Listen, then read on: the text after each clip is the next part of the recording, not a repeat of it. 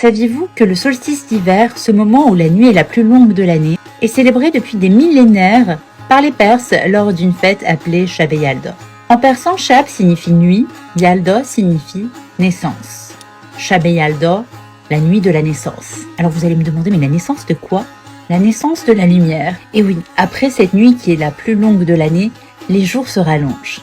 L'obscurité recule et la lumière reprend le dessus. Dans les croyances de l'Iran ancien, cette renaissance était associée à Mitra, figure spirituelle liée à la lumière mais aussi la justice.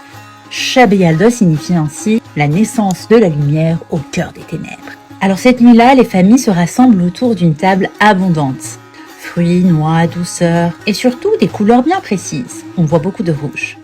Surtout des fruits à la chair rouge, comme la grenade, la pastèque, dont la couleur rappelle le soleil et l'aube qui revient petit à petit. Alors lors de cette célébration, il y a un rituel que les Iraniens ne peuvent absolument pas s'en passer, c'est le Fol et Hafez. Hafez est l'un des plus grands poètes iraniens. Chacun son tour, on fait un souhait, on pense à quelque chose et on ouvre le livre de Hafez, qui est un livre de poèmes du fameux poète Hafez.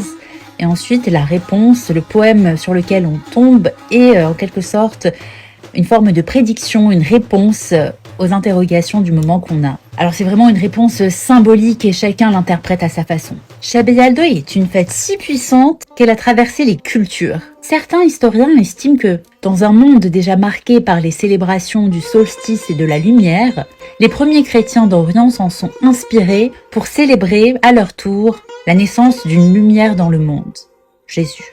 C'est intéressant de voir que depuis des millénaires, l'être humain a voulu de différentes façons marquer le retour progressif de la lumière. Puisque vous le savez, dans différentes cultures, la période du solstice d'hiver est célébrée par différentes grandes fêtes majeures, chacune exprimant à sa manière ce besoin universel de lumière et de renouveau. Hanouka, Noël, Shab Yalda. Alors aujourd'hui, la plupart de ces rituels et de ces fêtes ont perdu leur dimension religieuse, on est d'accord. Et pourtant, la tradition demeure. Un message ancien toujours vivant. La lumière gagne sur l'obscurité. ریشه بچه ها ریشه خیلی